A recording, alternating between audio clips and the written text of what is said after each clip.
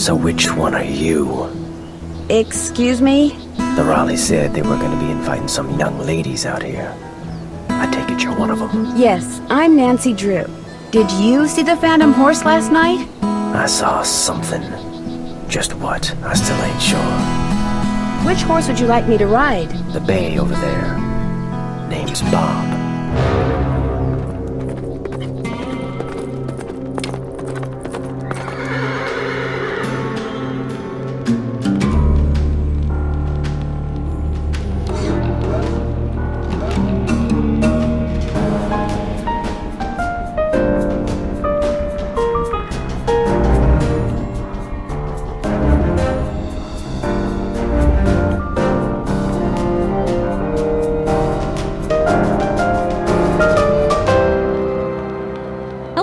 Welcome to the Senior Detectives Podcast, a cozy corner to talk about mysteries of all kinds. I'm Hannah. And I am Lauren. Today we will be covering one of the popular Nancy Drew mystery stories, The Secret of Shadow Ranch, which is officially on the book, written by Carolyn Keene.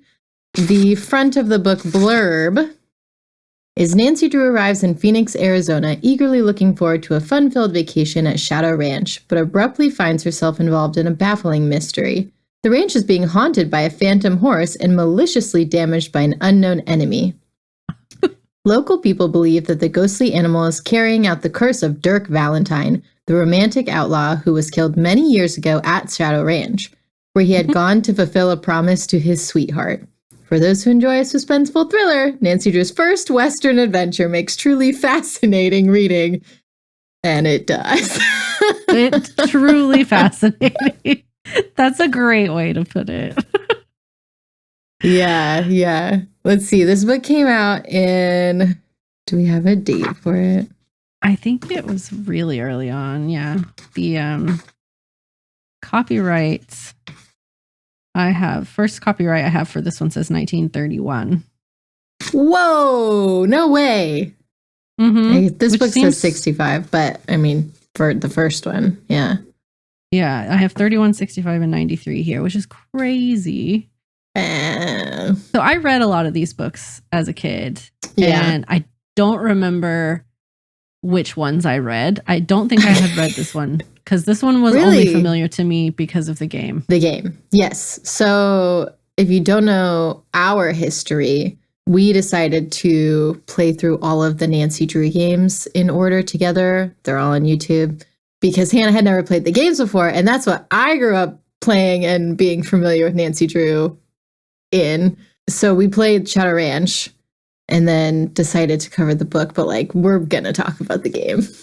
Yeah, because you just got to compare a little bit. Yeah. It's one of the only ones that they actually adapted into a game. We think. I mean, unless they changed the names, but of the list of Nancy Drew books list here. Yeah. All of these are Nancy Drew books. And yeah, there's only 2 titles that we could see that had been made into games. So. Lots of content, Her Interactive. Let's go. Yeah, it's all there. Yeah, so it was interesting. It was very nostalgic going back and reading these books. Definitely a kid's book. Definitely a kid's book. And the especially the pace of these books are crazy, and every short chapter attention ends span with something bonkers happening. Just in this one book, Nancy goes through some shit. It's kind of insane. Truly, it gives a lot of context to the games, because I didn't grow up reading the books, but now I'm oh, she gets almost murdered in the books too, all the time. All the time. It's no big deal. So yeah, it seems for kids' games, it seems whoa, we're almost getting murdered constantly. But no, that's just a day in the life of Nancy, I suppose. Yeah. And so Hannah just looked it up. Carolyn Keene is a pseudonym. For Mildred Benson is the author, and she, according to Wikipedia, she wrote the first what was it? 29 of the first. Yeah. It said 23 contributed of the first 30. to. So whatever that means. I think it says contributed to, because I think she was the main author of those first 23. And then I think she took a step back. But like, I think the pseudonym Carolyn Keene represents multiple people. It lived on. But yeah, Mildred Benson was the one who came up with Nancy Drew and created Nancy Drew's personality and just general story and quite a legacy background she made. Yeah. Yeah. It really is. It really is. Minus the things that didn't age super well. We love it. We will touch on. We will talk about it. Because there's a couple things. Yeah. Yeah. But yeah, I overall, it was a fun revisit. It felt very nostalgic and cozy. And I'll probably read more of them. I have quite a few behind me on my shelf here. I'm slowly collecting them. You brought me a Hardy Boys book too, which I'm very excited to dig into. Oh my gosh. Yeah, we went thrifting fairly recently and we walked in and I wish it had been this for Nancy, but they had literally every Hardy Boys book. Wow. And I was like, oh my God. You could have gone home with a set. I could have. Yeah. Yeah. I guess we'll jump in, just like the book, fast paced. So Nancy arrives in Phoenix. Her friends, if you're unfamiliar with the Nancy Drew universe, she's very good friends with Bess and George, who are cousins. Mm-hmm. Right. They're cousins, but they're not cousins with Nancy. Correct. Yeah. Yes. And they have been spending the summer on their aunt and uncle's ranch, and Nancy has been invited out to join. But she might have to turn around and go right back to River Heights because shit's going down on the farm. Yeah. Yeah. So it's Uncle Ed and Aunt Elizabeth Raleigh is their last name. And basically they had just come into this property and it's only been a couple months and someone's already trying to sabotage them and make them leave. So obviously they don't want these teenage girls to be there during this, but Nancy's not going to turn around. Are you kidding? Yeah. This little reunion where they meet her at the airport was so funny to read. I know. Because it's like, this is where the stereotypes come from. Immediately. Yes, this is literally the first page of the book, but Bess is described as the pretty, slightly plump blonde. Uh-huh. I think it describes George as an attractive tomboyish girl with short dark hair. Yeah, Nancy is described as a Tahitian-haired trim figure in her olive green knit with matching shoes. Yeah. So I do like, I mean, Bess is definitely, because in the games as well, she's very like boy driven. Mm-hmm. And that's very much a canon of the series. But I do enjoy how involved they are in the story.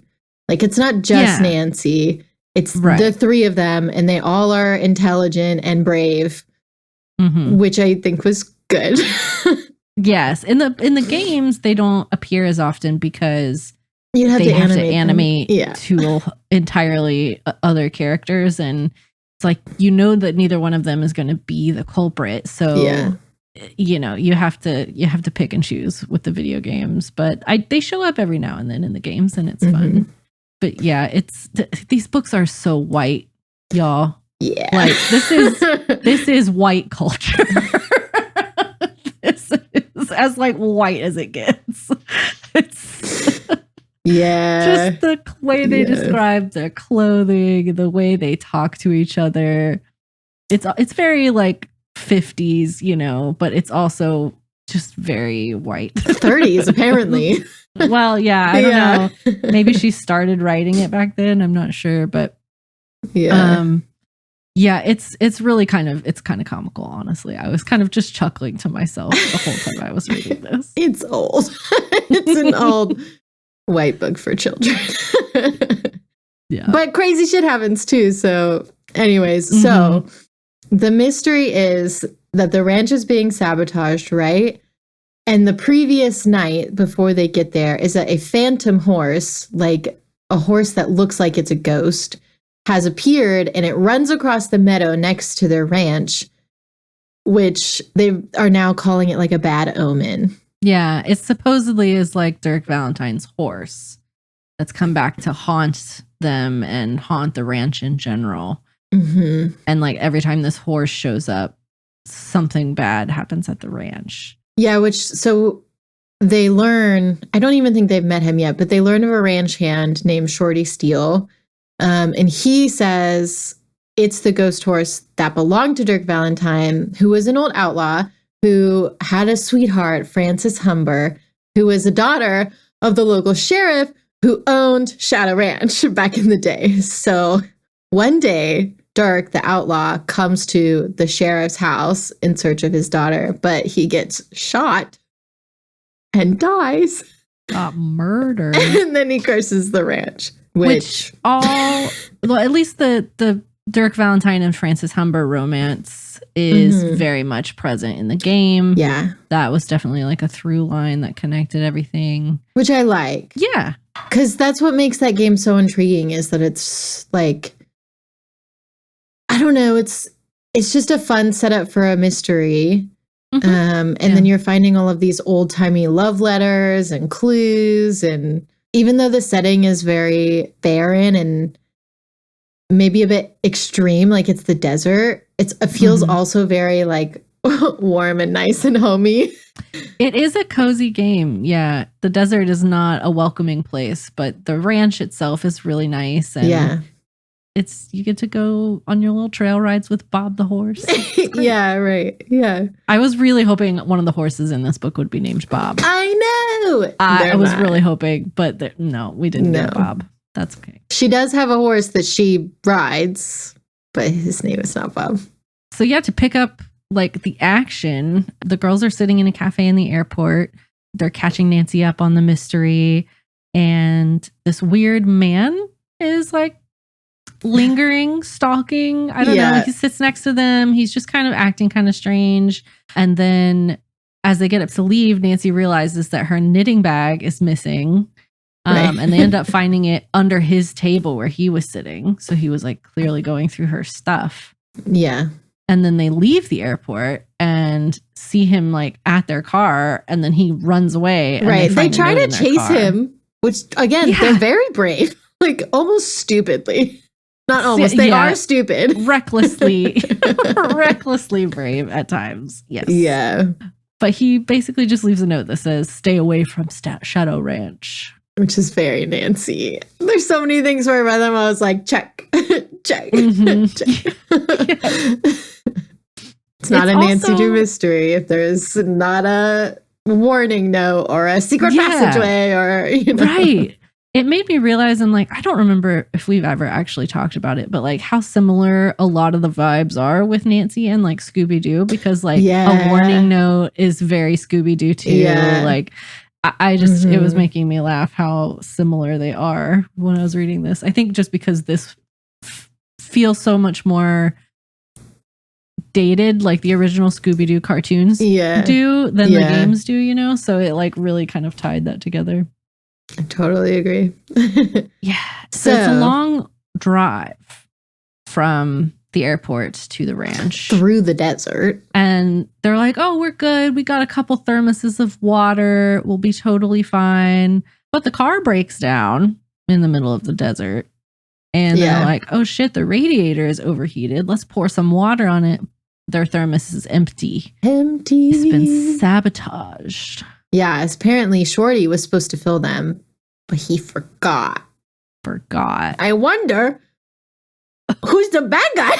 Who's the culprit? Who could it be? It's very much a kid's book, y'all. So it seems very obvious from like the beginning. But well, like we also have the game behind us. I know, that's culprit in that. But also, every time something goes wrong, they're like, oh yeah, Shorty was supposed to do that. Oh yeah, Shorty was doing that. Oh yeah, Shorty was messing with that. I was like, can we... I think if you were a kid and you were just getting into mystery and you put it together that it's Shorty though, and you were like, like, I feel like that would be a fun eureka moment for a kid to have. So like, I don't hate it. For sure. But it's very, funny, let me just hit you over the head with this. So we also meet they're telling Nancy about their other cousin whose name is Alice, and she's a little bit younger. She's 14, and she's been staying on the ranch too. But she has her own little mystery going on, which is that like 6 months ago, her dad, who's like a bank manager, went into his bank and it was being robbed, and he hasn't been seen since the robbery. So she wants Nancy to help her find her dad. The addition of her story was strange, I will say. It is strange. I don't think it was necessary. Yeah, I can see why they cut it out of the game. Yeah. It just doesn't really... It ties in, but it's completely... barely. It ties in, but it doesn't affect the story at all. Yeah. So, yeah, the most recent thing that's happened at the ranch was one of the windmills was toppled the same night that the Phantom Horse was seen. Mm-hmm. And apparently nobody saw or heard anything, and including the watchdog. Yeah, they have a German Shepherd. His name is Chief. I'm like, why wasn't he in the game? I know. We want Chief. We want Chief. I know they'd have to animate a dog, and that probably is hard. They already had to do a horse. But yeah, it's true. Yeah. And so, somebody probably knew the dog that did it. Mm-hmm. Yeah. So while they're stranded, they, I guess, called for help. And another ranch hand named Dave, part Cowboy Dave, from the game, he's like, it's a thing that he's like a heartthrob of the Nancy Drew video game universe. Yep. He arrives to help them. He gets the car restarted, but then he just like zooms away. He's not very friendly. Yeah, really gruff. Yeah. Yeah. He's the thumbnail for my country playlist on Spotify. As he should be. As he should be. And then they also meet, once they get back to the ranch, the foreman, whose name is Walt Sanders, and then two other ranch hands named Tex Foreman and Bud Moore, and then Mrs. Thurman, who is their cook. The only other person in the game besides Shorty and Dave is Tex, which I'm like, out of those three people, why did they choose him? I don't know. He doesn't do anything in the book. No, he literally doesn't do anything. I would have much rather gotten to like actually meet Uncle Ed and Aunt Bet in the game. I agree. Because you only ever talk to them on the phone, and you don't ever meet them. So yeah, it's interesting. They give him a lot more story in the game. Yeah, for sure. So yeah, so they all eat dinner together, and Nancy says she's going to look into the mystery. And so they decided to let them stay because they were going to make all the girls leave because they thought it was dangerous. But it's Nancy Drew. It's Nancy Drew. You got to let her stay and figure it out. Mm-hmm. So Nancy also finds in her bag that night, she finds a rattlesnake's rattle with a note that says "second warning," which is not. I don't like it. Yeah, that one feels way more threatening. Yeah, than just the note on the car. Yeah, the first one felt like this is for your own good. Don't go there. Mm-hmm. This one feels like if you don't leave, I'm gonna mess you up. Yeah, much more aggressive. Yeah, and then that night she hears a noise, and she's Nancy. She's brave, aka stupid. She goes out to investigate, and someone like grabs her in the dark, and that's how these chapters end. Mm-hmm. Something crazy happens. Always something. It's always something like kind of nuts happening. Yeah, like the way this is worded and the way that it ends. It's this. The next instant, an unearthly shriek split the air and someone seized her. Like it's so old. The chapters are always so dramatic, and so just the way the writing is so funny to me. Yeah, there's a lot of exclamation points. They all always end with like an exclamation point. Oh no! Yeah, but then it's on to the next thing, on to the next thing, on to the next thing. Right. Every time they set up like, oh shit's going down, and then the next chapter, in the first sentence, the situation is usually resolved. Yeah. Right. Like, no matter the situation. So she was grabbed by Mrs. Thurman, the cook, because she had heard a noise as well. The cook. And they kind of just bumped into each other. So And then everyone arrives because they're making such a fuss, except Dave and Shorty. They do suspicious. give a lot of like red herring suspicions on Dave. I will say, to be fair. They did that, yeah. Yeah. But I mean, pretty quickly, he's like all into Nancy. So then you kind of stop suspecting like halfway him. through the story, his whole thing is like flipped around. So, so they are searching the house because there was an intruder. Like Nancy actually saw somebody, and she knows it wasn't the person that grabbed her. Like it wasn't Mrs. Thurman. So Nancy spots a trap door and they go and search the cellar, which is empty. But now we have a cellar. And yeah, that's pretty much it. That's wrapped up for the night. Yeah, except I think the next morning, she tries to go fill her water. There's no water. The pump house has been sabotaged. So someone's literally trying to make them all dehydrate and leave. Force them to leave. And die. Like they're in the middle of the desert. Like it's like at least an hour drive to civilization from here. So like they have a well, but if the pump's been sabotaged, and they have like animals to take care of as well and stuff. So. Yeah. And she notices, because there's mud on the ground, that it matches the mud on Dave and Shorty's boots from the night before. She clocked it so fast. She did. She's Nancy Drew. And Dave, like, she confronts Dave about it. I don't think she ever talks to Shorty about it, but she confronts Dave and he just gives some stupid excuse. Like, you're like, suspicious, Dave. So George and Nancy decide to go into Tumbleweed, which is like the closest small town with Dave, and they report the happenings to the sheriff. And I did like that the sheriff in the book is very stereotypically Mexican, or at least Latin. If you know, they give him that affectation because in the game they do it, and it feels weird. Yeah, in the game that he has like a over the top Latin accent. They're really bad about accents in the game. They really are. They're but pretty then bad.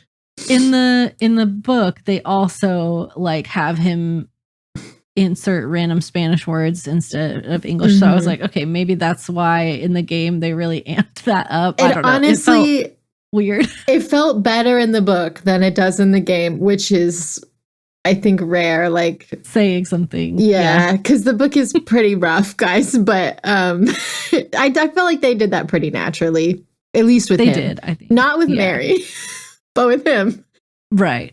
Yeah. So they spot Mary Deer's gift shop, which is a place you go to in the game, which is fun. And Nancy actually sees that it's getting robbed, and she gets charged by the robber. Yeah. The end of the chapter. Can you tell? Yeah. But Nancy, being Nancy, doesn't back down. She's a badass, and she actually causes the thief to drop his loot, but he gets away. I mean, nobody is able to catch him, but they recover what he was trying to steal. And in return, Mary gives Nancy an old gold watch on a fleur-de-lis pin, which apparently was given to Francis Humber by Dirk Valentine, who, according to legend, hid a treasure for Francis that has never been found. That's why everybody wants the ranch. It's treasure. Right. And so she also tells Nancy about a box that she bought at an auction, which had an inscription on it, but she threw it away thinking it was worthless. Nancy also buys a piece of art that she sees in the shop that's done with like oil pastels. And I think it's just like a little landscape piece. But she buys it because she liked it. And actually, Dave shows a lot of interest in the watch and kind of weirdly, pointedly warns the girls away from the cliff dwellings because they're dangerous. Right. Okay. And then when they get back to the ranch, Alice recognizes the art that Nancy had bought. She says it is art done by her father, and it's done potentially recently. So she's like, I knew he was alive. He's selling his art. And so, okay, I would feel so skeptical. I know. If I came home with this art and she's like, my dad did that. I just know it. I'd be like, girl, you've been gone for 6 months. I don't think.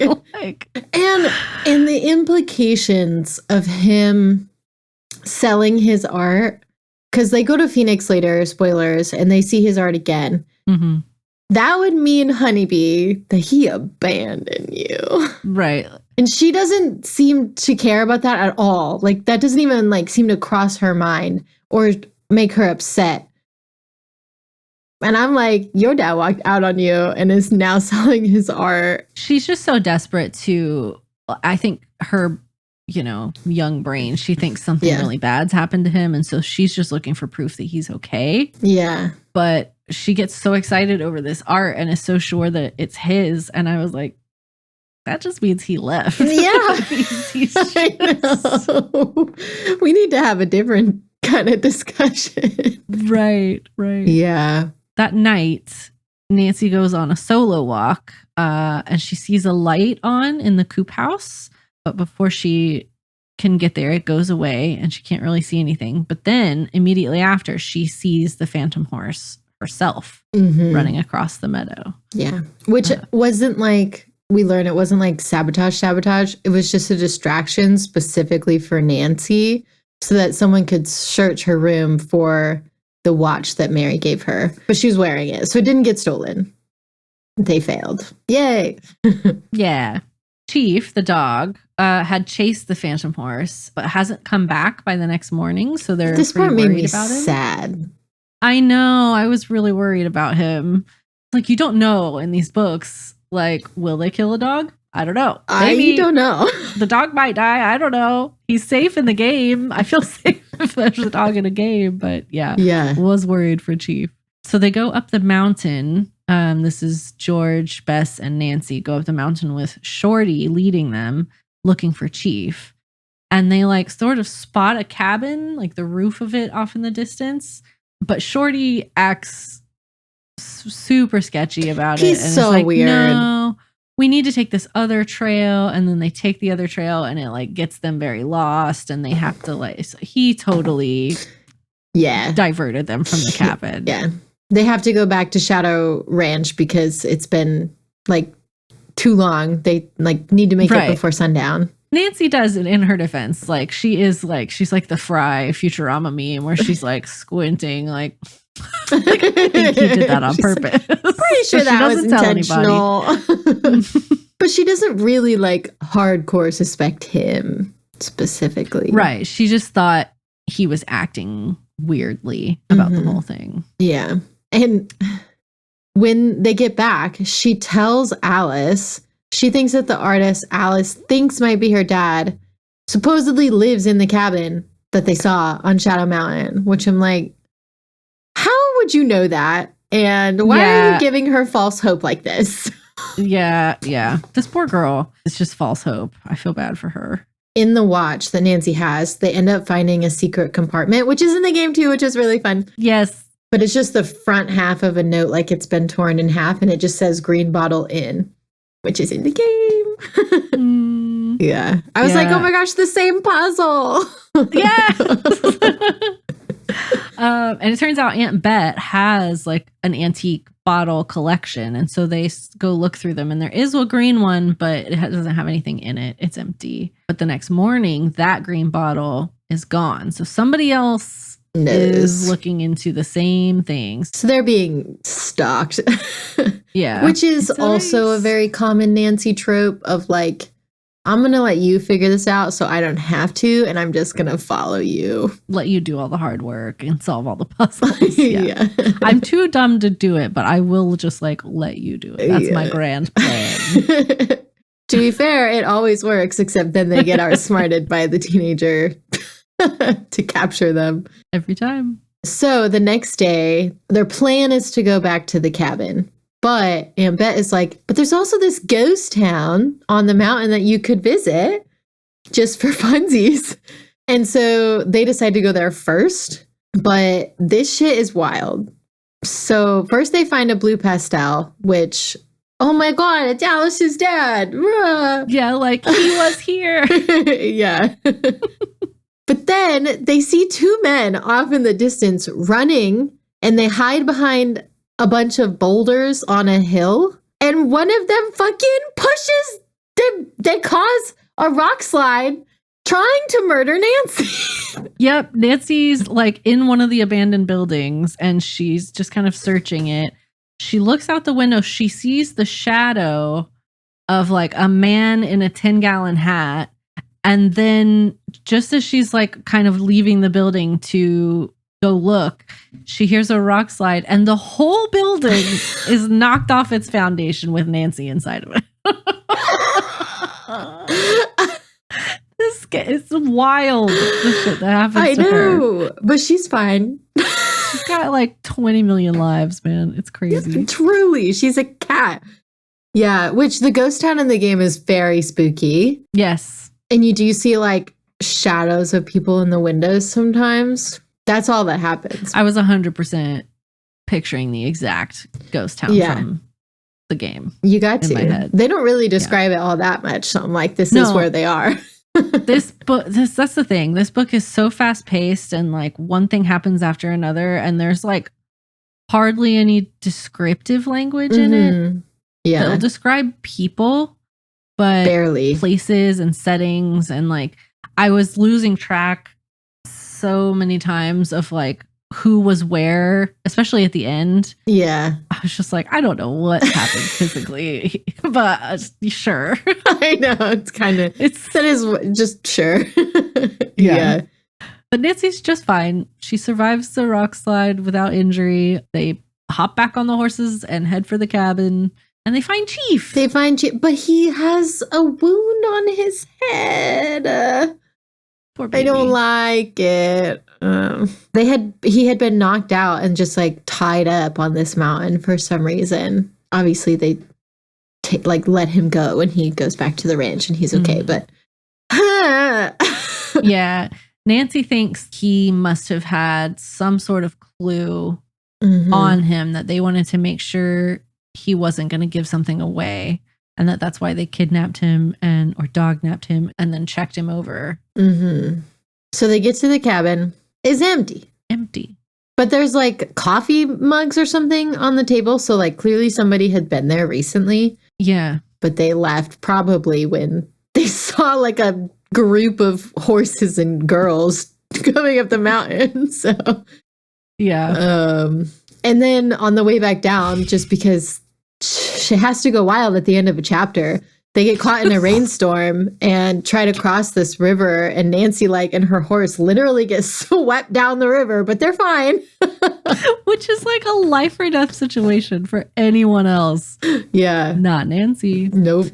Yeah, they get back to the ranch totally drenched, but everybody's fine. So and this is when Dave changes his tune and he goes and he apologizes to Nancy for being so rude thus far, which Nancy's like, you were really suspicious before, but now you're being nice. Do I have the feels, Nancy? She mentions Ned, I think only the one time in this book. And it's only to say, because I think George says something like, what about poor Ned? Yeah. And Nancy's like, we'll be home by the time he gets back from Europe. The whole book, I was like, wait, is she not with Ned? Is it like, this is one of the very first books, is she not with Ned? That would make sense. She's with Ned. She's with Ned. She's just a little hoe bag. I'm kidding. She just gives zero fucks about Ned. It's really what it is. It's right. Yeah. It does not care one bit about that man. And it's so funny. It will be endlessly funny to me. Yeah. So her and Dave kind of start like a back and forth flirtation. It's a little flirt kind of a thing.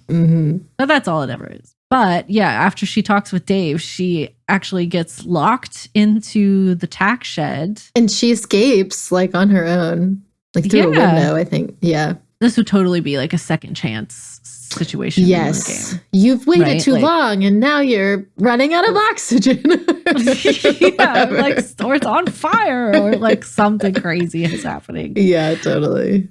As she's escaping, she sees the light on in like the well house, the spring house, again. But then when she and Uncle Ed go investigate once again, it's empty. Yeah, and she checks, but they cannot find a secret exit out of the spring house. So she's like, you know what? This has got to be the same way that intruder escaped through the cellar. But when she goes to look again, Dave is guarding the spring house. So she's like, you know what?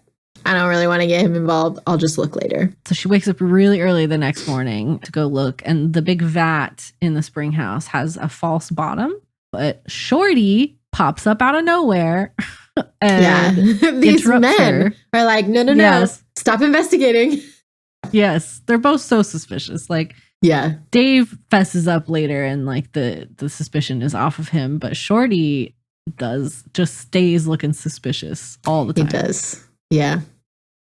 Yeah, so that day, the girls, Dave and Uncle Ed, all go into Tumbleweed because Uncle Ed had bought a dozen horses.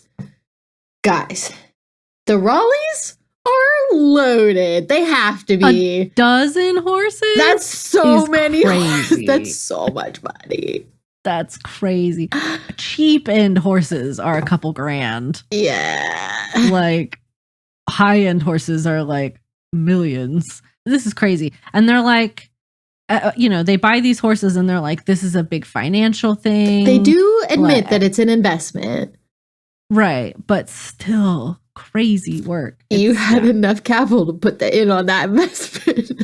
Yeah. 12 horses is nuts. They're going to buy the horses, but they're not like bringing them back with them. They're just like ordering the horses basically. And Nancy sees that there's going to be a rodeo and a dance event in town. And Dave immediately asks her out.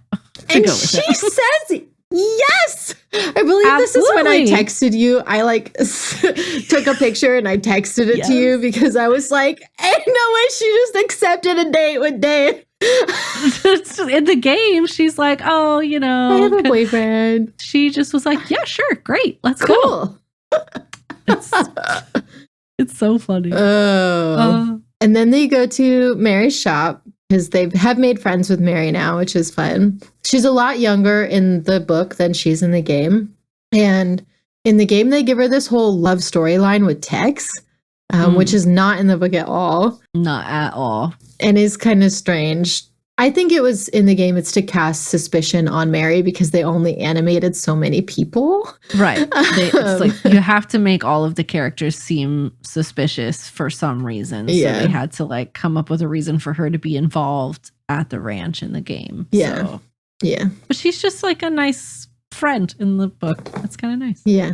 Yeah. And she introduces a man. Nancy has seen this guy before. He was like lurking basically after the robbery last time.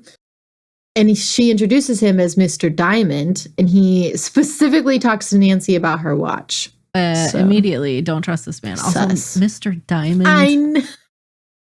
What are you, like a 1950s bank robber? It's giving like Looney Tunes level of like oh god, it's so funny. Like this is the kind of stuff like as you're reading it, you're just like chuckling to yourself, like it's so silly. Yeah. But they're finally able to go look into the vat in the spring house, which is a secret entrance. We got a secret passageway. Yep. And Dave is down there, which happens in the game as well, where he's like digging through the secret cellar. Yeah. So it connects like the pump house to the cellar under the ranch house. Right. Same which is thing. How whoever the intruder was that one night got out. And clearly Dave knows about it. So, but he pretty quickly like gives a pretty good alibi. So he confesses that he is the descendant of Francis Humber and that he has the rest of the message from the watch. So it reads green bottle in the cellar from a photo that has been passed down through his family. And he specifically got a job with the Raleighs in order to hunt for the treasure. And he gives the like little sob story of, I want to fund my younger siblings' education. I'm a descendant. I'm from a family of treasure hunters. I just want to fund my... It's, But they're like, oh, Dave. Right. It would be like if Nicolas Cage's character in National Treasure was like, I'm just trying to send my kid to college. It's for the like, kids. No, this is a generational obsession. Yeah. And he swears up and down he's not sabotaging. He's not trying to get them like kicked off the ranch. He's just trying to look for it. Right. He's not doing the phantom horse or anything. He confesses that he was the one in the house that one night. So he did escape through the cellar. Right. And so they help him dig through the cellar. They're like, all right, we're all in this together now. Sure. Yeah. Like, okay, go team.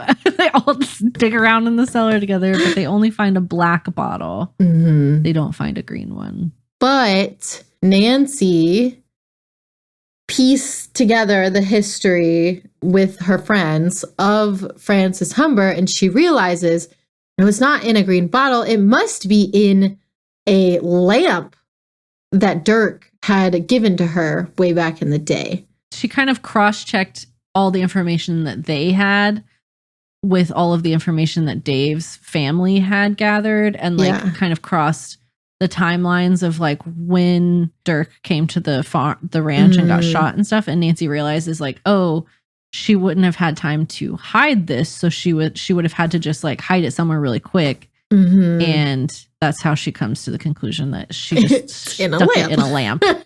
Which of course they still have somehow. Of course. There's a green glass bottle in it. They find it. And it's a clue from Dirk to Francis about where the treasure is that he's hidden for her. Yeah. That clue will lead to another clue, which will lead to another clue. Yeah. But as they're looking at this, the power to the ranch is cut. Sabotage. Oh no.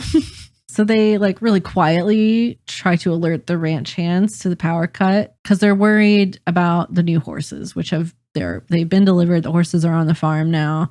And so they all split up to go alert the guards. And so alone by herself, Nancy goes to the pasture where all the new horses are, but can't find a guard anywhere. Mm-hmm. She's checking the stables and she hears footsteps and it's Tex, and they like spook each other. Her and Tex do, thinking that they were each an intruder. Yeah. And she's like, hey, aren't you supposed to be watching the horses? And he's like, no, Bud was supposed to be watching the horses. And he's not there. He would never leave his post. Something's wrong. So Tex is like, oh my God, we have to like really raise the alarm now. Then Nancy sees the phantom horse running across the meadow. She's like, I got this. So she mounts her horse, who we're just going to say is Bob. She mounts Bob and she tries to catch this horse. Off they go. But this bitch gets knocked off. She goes a-flying.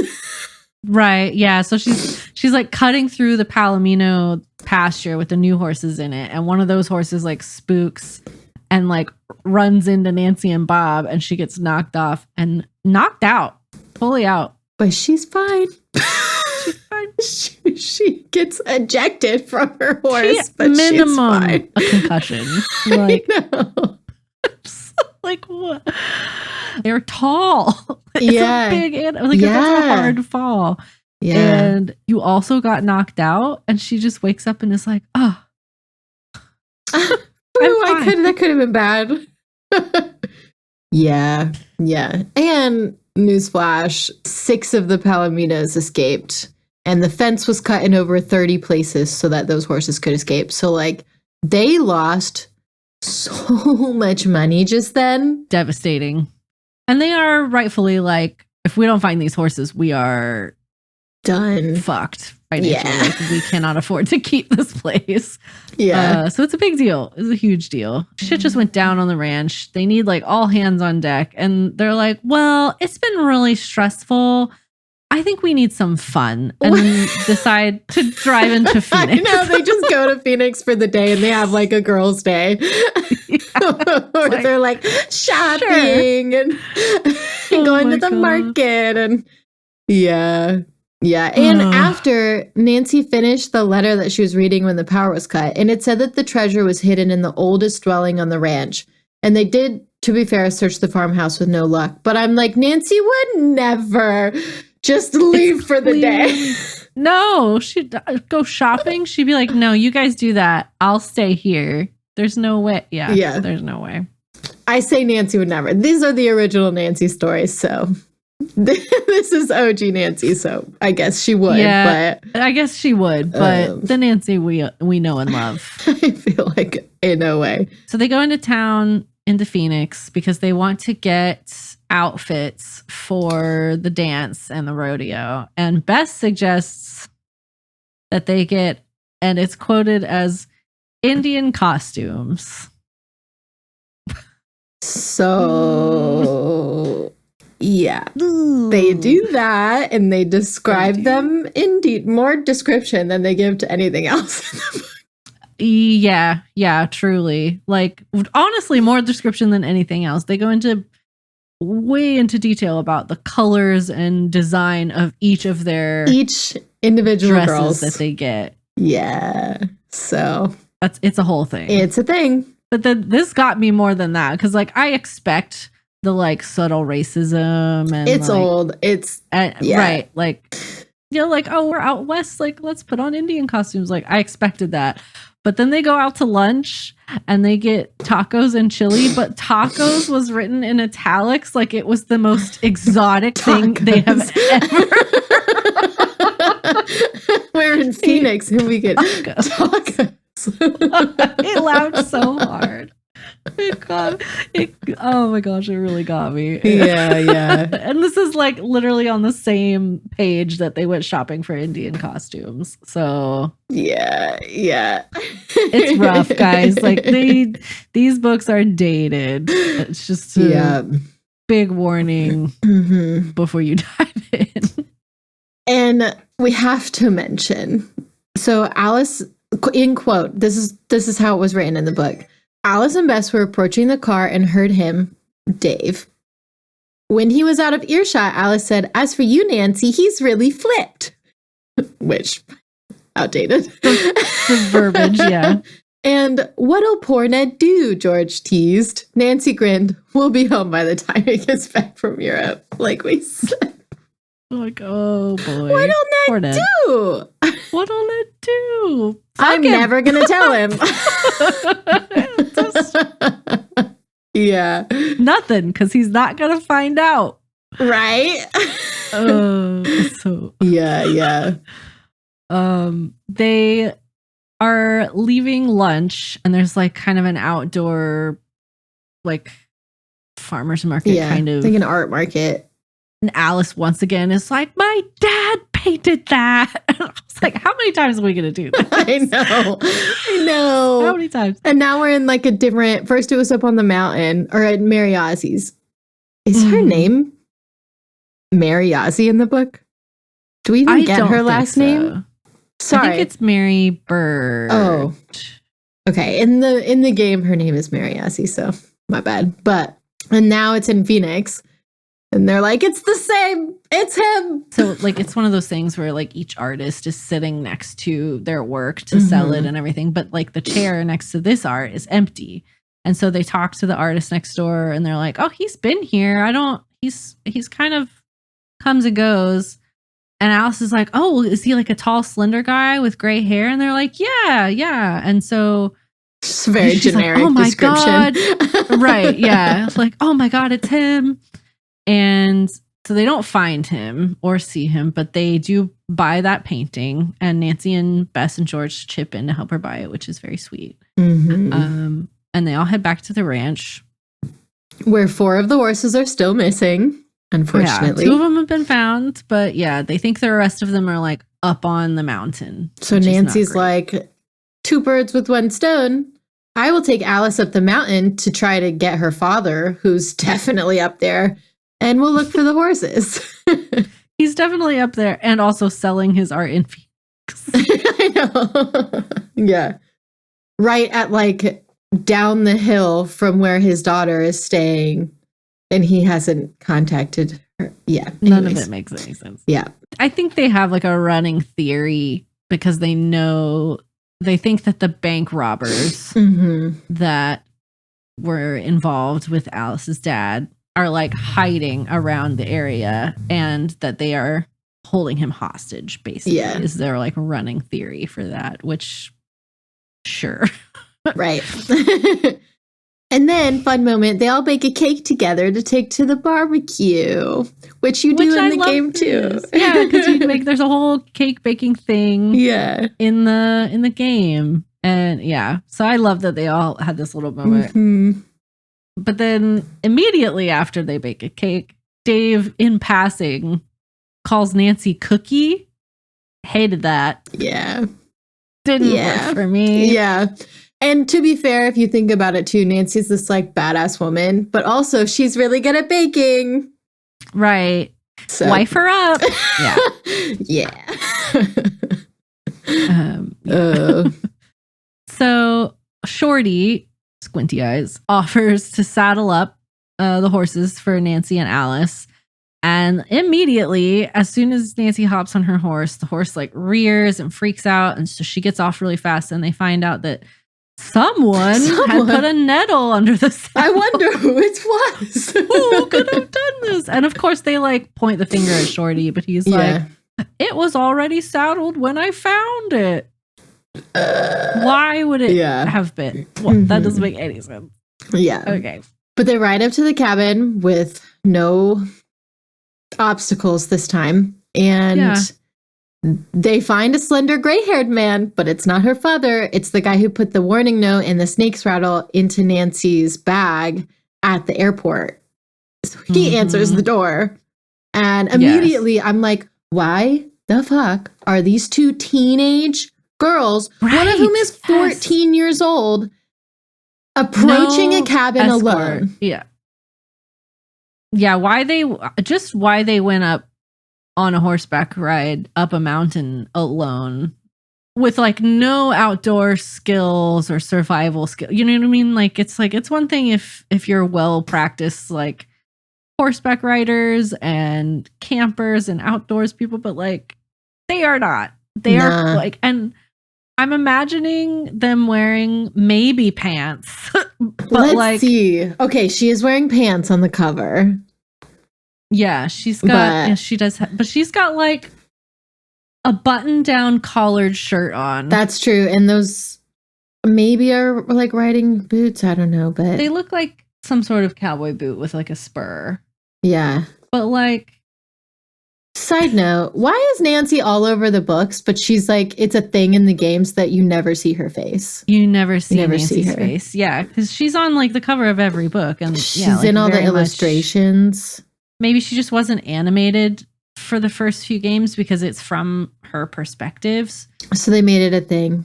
And then, it kind of became maybe like an in joke with the developers or something. I do like it. I think it's pretty funny. But it's funny when they like, there's like a clear opportunity where you definitely see her.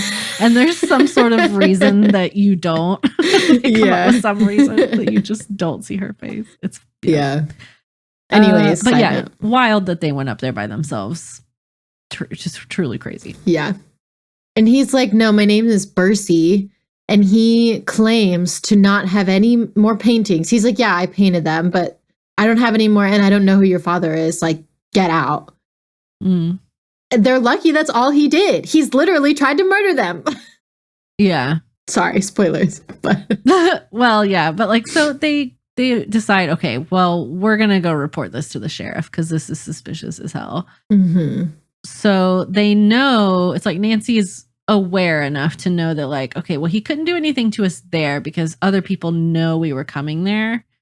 And if we just disappeared at his cabin, that's hella suspicious. Right. So she expects him to orchestrate some sort of accident while they're on their way down the mountain. And so, boy, does he. Yeah. So they end up having to like peel off the trail and hide in some boulders from him. Yeah. He's not very sly about it. That man literally follows them down the mountain. That scene's like, I feel like that scene would have scared me when I was a kid. Yes. Because they're hiding and Nancy's really nervous that like their horses are going to make noise or something. And then they hear his horse coming down the trail and like they hear him stop and like sit still and listen for a second. And I was like, this would have scared me as a kid. Yeah, totally. 100%. Yeah. But they make it back. They're fine. And they find out that the rest of the horses had been found. I mean, some of them were like injured a little bit, but they're fine. So, yay. And then Nancy, light bulb moment. She's like, oh my gosh. It does. I totally agree. She's like, the farmhouse isn't the oldest building. No, it's probably in the cliff dwellings. Because the Humbers had to sell a piece of their farm. That's probably the oldest building. Like, yeah, no, duh. The farm. Anyways. Right. It's like it's in the oldest dwelling on the farm. It might as well have been like underlined on oldest. Like, think about that for more than a second. Yeah. So now that Nancy thinks she knows where it is, she doesn't. I think she tells Bess and George, but she doesn't tell anybody else yet. And she just wants to keep it on the down low. And then they just because she can't go check. Yeah, they just stop to do other things. Which again seems very un-Nancy-ish, but she's got to go to the dance with Dave. Yeah, the barbecue and the rodeo and stuff. Yeah. Oh, man. Yeah, and oh my God, I forgot about that part.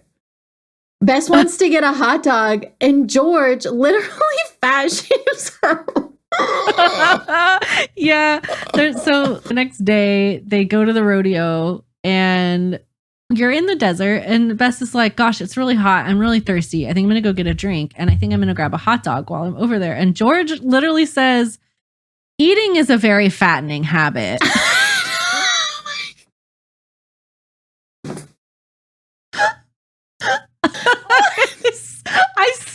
I screamed. I went, ah!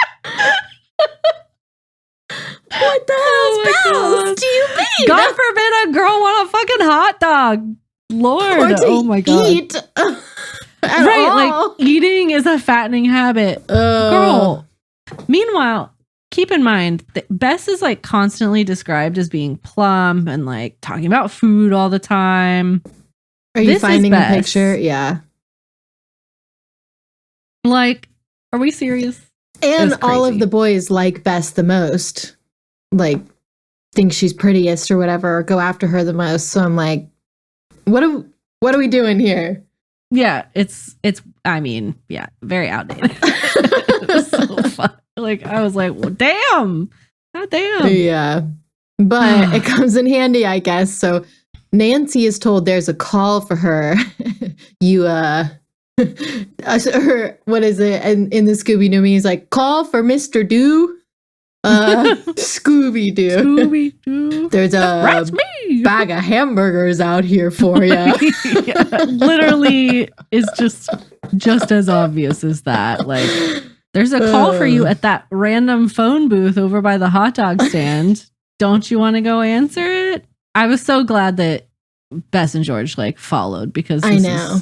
But they didn't follow to save Nancy. They followed because Bess wanted a hot dog. Bess wanted a hot dog. So. Oh, yeah. So Mr. Diamond, the 50s bank robber, and Mr. Bursey are there, and they're trying to kidnap her. Like, yeah. So. In the middle of a very crowded event. Yeah. By the way. Yeah. They're at a rodeo. Bess and George kind of interrupt them and they save Nancy. And then they just kind of continue on with their day. They do. They're just like, all right, that was weird. All right, let's go watch Dave and Shorty compete in the rodeo. Yeah. Okay. And they like tell Dave and he's like looking out for them at the end, but that's it. Yeah. That's the rodeo roundup, I guess. At the barbecue, Shorty gets up and he's performing impressions.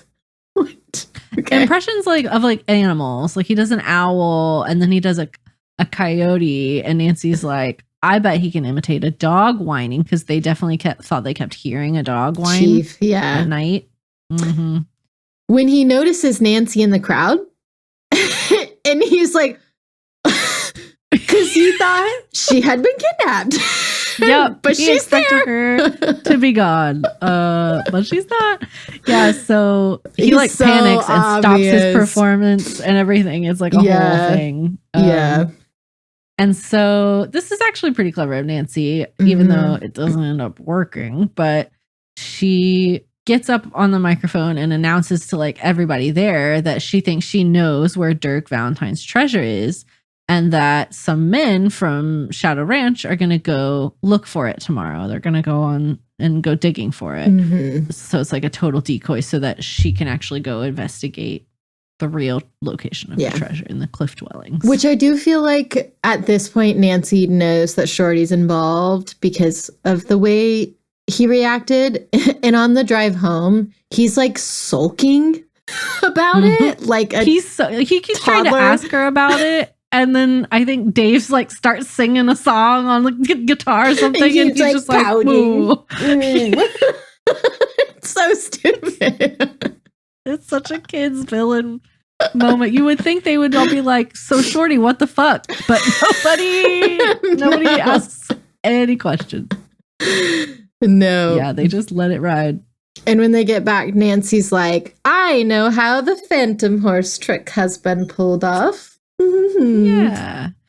And yeah, she reveals, which if you've played Ghost Dogs of Moon Lake, Yes. it's the same thing. So Yeah. it's like a phosphorescent paint. They don't paint the horse, but they have painted like basically like a sheath that goes over the horse. Mm-hmm. And they think that Chief like bit that. And so he has the paint and stuff on his teeth. And so Nancy shows them because it only shows up after it's Under been exposed dark. to light. Or right, yeah. In the dark. Right. Yeah. Which is why she keeps seeing that light turn on in the coop house at night. It's because they're trying to light the horse and then make it go dark so that it glows, which is crazy. Mm-hmm. It is really cool, but also like what a whole charade to go through. That seems like so much work for Extra these effort men and work to do just to like All to scare just- them off. to spook them up with a phantom horse. It's like you could just Just distract do them the in any other sabotage. way Yeah. and sabotage. Like, yeah, Why does it I have to be a ghost horse? I mean, it definitely adds to the story, but yeah, there's a certain like allure to like a ghost horse. so the next morning, the men go on their fake treasure hunt and they're like, yeah, we got this. Not a one of us is going to go with you girls, just in case you get into trouble. But you Right, guys yeah, go like- look for the real treasure. See, that's what you do is you take Shorty with you on the Mhm. fake one and be like, yeah, come on, we're going on a treasure hunt. And if he resists at all, you can be like, what's up? Why are you resisting? What's Why up? don't you want to go with us? Why are you acting shady? Yeah. But they don't do that. They let him do whatever and also don't make anybody go with the girls for any sort of safety.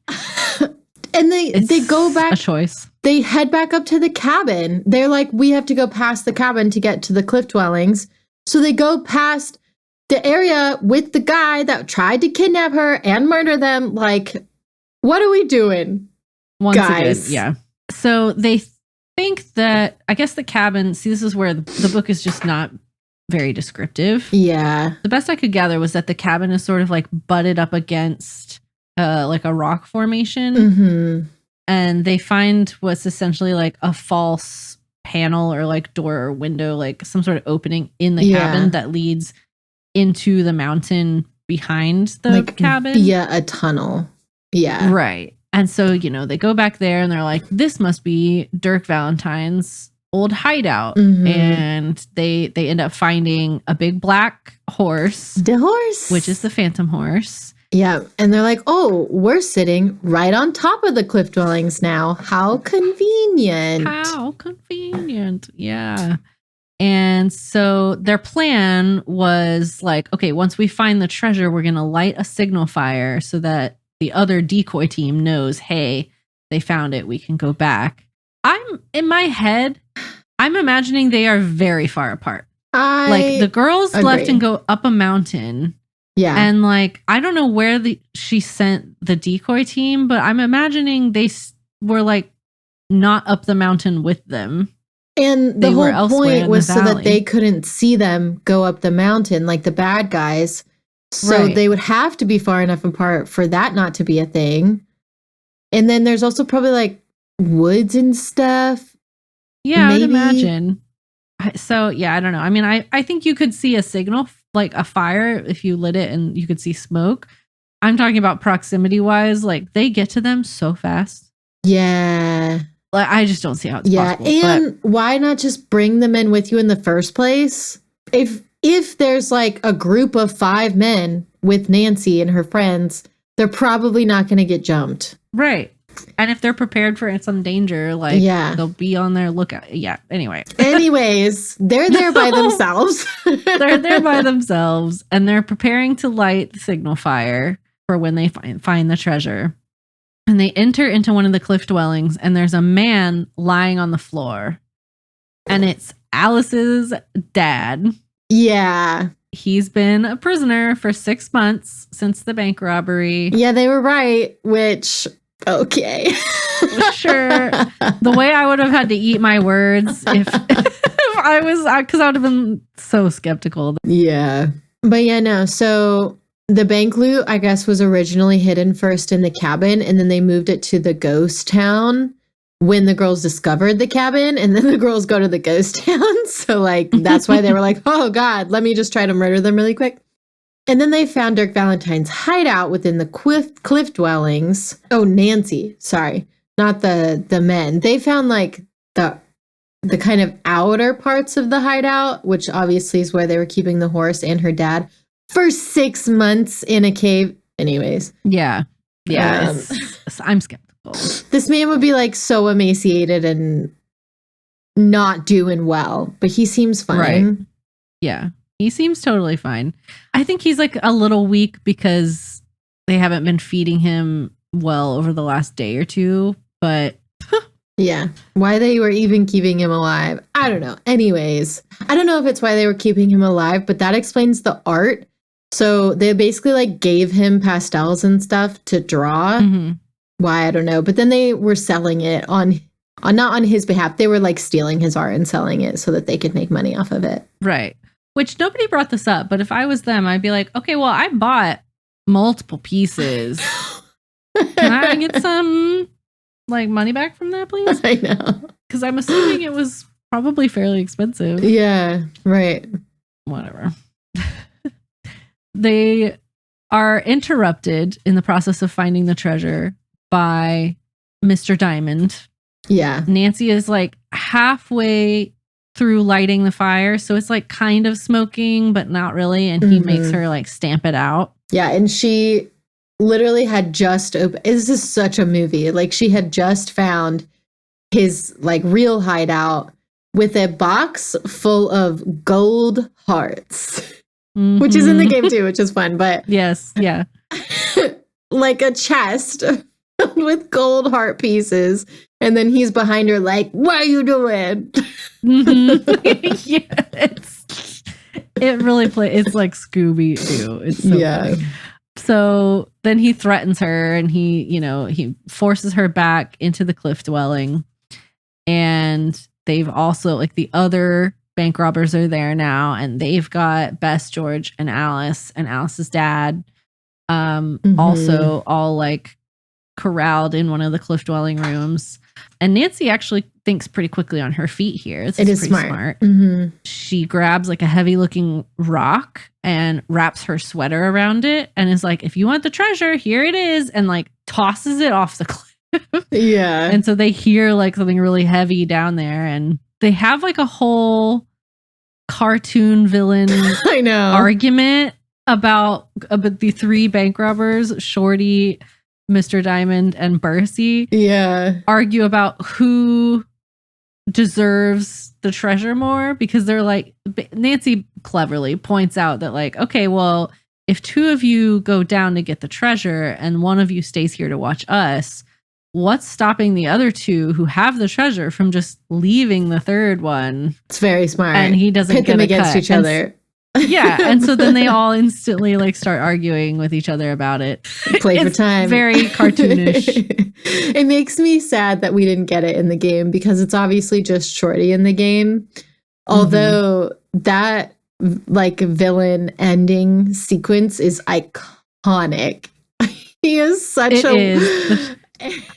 he's such a villain. Like ending. He's like chasing Nancy through the cliff dwellings in the game, and you just hear him like, "I'm coming to get you. Coming for you, Nancy. I'm one door away, Nancy. Here, shorty." Such a weirdo. Yeah. So she pits them against each other, and they get left with Mr. Diamond. Mm-hmm. And that bro literally gets out dynamite. I know. And he's And like, "You can't fuses- leave. You know too much. He's been living with us for 6 months." So he's like, Which they didn't bring up the plan of like, well, why don't we just kill him and then we can all three go get the treasure? "Why not do that before? Seriously." That never got brought up until two of them left. And then he was like, actually, I'm going to blow them up with dynamite. Yeah. Yeah. But Nancy's like, no. I still have the treasure. Don't do that. Look, see, it's right here. I have it. You got Yeah. it? Okay. Yeah, like basically he takes the treasure and is about to light the fuse when help arrives, and it's Dave and the sheriff are there to save them. They've already gotten Shorty and Right. Bercy down at the bottom. Mm-hmm. So, yeah, I do think it's funny that Dave is there. He's like the hero. Like, what are we doing, guys? What are we doing? What are we doing? Yeah, just Nancy could have the most adventurous, exciting love life. I and know. Instead, Why she did they just give her a doesn't. steady boyfriend that she hates? Or is indifferent to? She doesn't hate him. Yeah, it's just the indifference. I think, yeah, it's just a difference in the times, you know? I feel Yeah. like they had to have her be like wholesome and pious and like have someone she's true to, but they never also, do anything. And she doesn't really even like him, but like he's got claim over her. So Yeah. every other man can be not. not a thing. But we're going to make Not a every man thing. be interested in her because she has to be like wantable. Yes. And Dave is like, "I'll share the treasure with you, Nancy." And she's like, Yeah, "Oh it's no, very I'm good." sweet. But Dave gets it. I think maybe he shares a little bit with the Raleighs or something. Yeah, the Raleighs don't. I don't know if they got mentioned at all. As far as Okay. I think he said something about like it has to go to the state first, Oh, right. but like I'll be willing to share a portion of it with you. And Nancy, of course, says no. But yeah, I don't Like, think the why Raleighs is even get it mentioned. Dave's, like, I know he's a descendant of Francis, but he's not a descendant of Dirk. And also, what's like the statute of limitations on this treasure? Like, I feel like the government would be Right. like, mine. Right? Yeah. I mean, I would be surprised in this day and age if it was released by the state after it was like turned in for evidence and everything, and like I feel like it's going in a museum. Or if that. it somehow avoids like that whole path and it actually is like given to someone, I would think it would be who owns that property Yeah, right. that it was found on. Mm-hmm. I don't know, because there was those guys who found a lot of treasure on a sunken Spanish ship down in the Keys, Oh. and they got hella rich off that. Really? And they found it. And but like with that that being in like surprises me. open water, I don't know, like nobody owns that, so to speak. So like that maybe plays out a little different, but Ooh, I feel like countries either way, would stake it claim. just feels like Dave shouldn't be the one. Yeah, I know. Like there just doesn't seem like there's like a route where it makes the most sense for it to be Dave. Yeah, but you know, maybe his cousin or sister or whatever is going to get to go to college now. So I love that for them. The book wrapped up just as quickly as the games do. Yes. Like I loved that so much. It made me laugh because I was reading like the last chapter is the one where all of the shit is going down, and I was like, this is the last chapter. yeah, there's They like gotta no wrap it all epilogue. up. There's Yeah. no like they're like, yep, we caught the baddies. Dave gets the treasure. On to the next mystery. And she ends saying she is going to get busy knitting her sweater for Carson, her dad. Which her dad. why'd she call him Yeah. Carson? Yeah. It well, she doesn't. Oh, she say it. doesn't. I don't Oh, think okay. She says Carson. Yeah. As Dave headed the ranch wagon down the valley, he said he thought Nancy should have a share of the treasure. I know the gold must be turned over to the state, Dave added, but the jewels and banknotes should be worth a good sum. Nancy, since you found them, I feel a share rightfully belongs to you. The young detective smiled, then graciously but firmly declined to accept any part of the find. It was fun, she said. Yeah. Oh no, she wasn't knitting it for her dad. She was knitting it for Ned. Her friend smiled. Oh, it was for Work on Ned. the sweater I'm knitting for Ned. She did not know then that soon. It's a plug for the next book. But George knew that Nancy and Mystery were never far apart. She gave a sigh of mock sadness. Poor Ned. I hope he doesn't need that sweater very soon. Yours says Ned? Mine says Ned. Does your not say Ned? Mine says Dad. No, it doesn't. Mine says, work on the sweater I'm knitting for Dad. Ned. I hope your dad doesn't need that sweater very soon. What? The Ned erasure. Wait. Because I have like a new print of the book. Mine is from 65. Yeah, so like let me see when this one was actually printed. No way. This is a 2006 printing. So the Ned erasure. They didn't get rid of the other Ned stuff. That's No, he so doesn't even weird. get a sweater. Oh my god. That's so funny. Oh my god. That's actually so Why would Justice you for make that Ned. change? Wait, at least Ned's been mentioned earlier in this book. Yeah. The only other mention that you have of Nancy's dad in this book is at the very beginning when she mentions she's knitting a sweater for him. Wait, So it makes is more she sense knitting for it to be Ned all three times. Where does she say that she's knitting a sweater for Dad? I'm hoping to finish it for his birthday. It must have been like a misprint. At the beginning, it says a Wild. sweater for Dad. Huh. That's so funny. We found that out on camera. That's fun. Yeah. It's all very silly, the wrap up, because she's like, I'm gonna knit a sweater for Dad. And then it says she did not know then that she would soon become involved in the secret of Redgate Farm, which is like in italics, like that's the next book. Yeah. Yeah. It's Anyways, it was a delight to read because it was so wildly outdated. just yeah. Yeah. I went into it knowing it was gonna be that way, and I think it's fun to like revisit, stuff from the past in that way.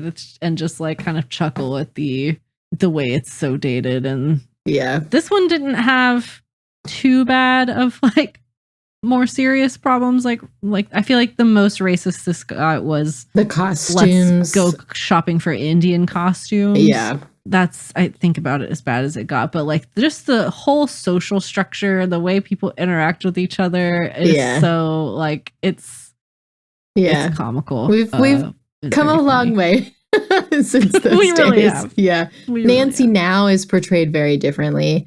I do think that they often keep like an homage to the original character. Like she's really into vintage stuff, or she's very like anal, or, organized, stuff like that, which I really enjoy.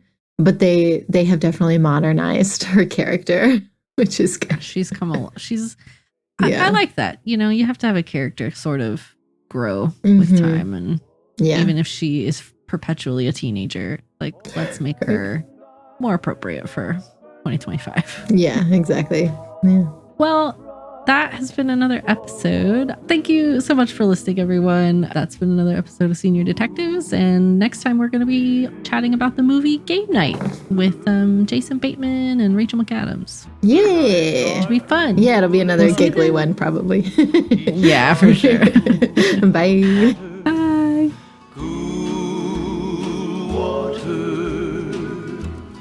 Many thanks to Kendall for editing our pod and for our lovely theme songs.